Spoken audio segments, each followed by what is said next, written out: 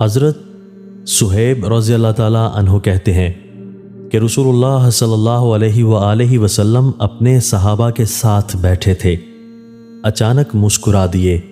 آپ صلی اللہ علیہ وآلہ وسلم نے فرمایا، کیا تم پوچھو گے نہیں کہ میں کیوں مسکرایا؟ صحابہ نے کہا، اے اللہ کے رسول، آپ کس وجہ سے مسکرائے؟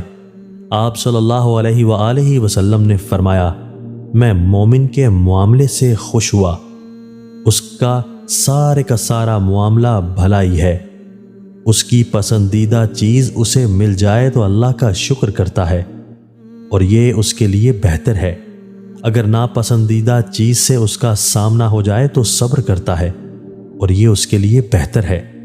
مومن کے علاوہ کوئی بھی شخص ایسا نہیں جس کا سارا معاملہ بھلائی ہو۔ حضرت ابو ہریرہ رضی اللہ تعالیٰ عنہ کہتے ہیں کہ رسول اللہ صلی اللہ علیہ وآلہ وسلم نے فرمایا، اللہ کے ہاں آدمی کا ایک مرتبہ ہوتا ہے، وہ آدمی اس مرتبے تک کسی عمل سے نہیں پہنچتا تو اللہ تعالیٰ اسے ایسی آزمائشیں دیتا ہے جو اسے ناپسند ہوتی ہیں، حتیٰ کہ اللہ تعالیٰ اسے اس مرتبے تک پہنچا دیتا ہے۔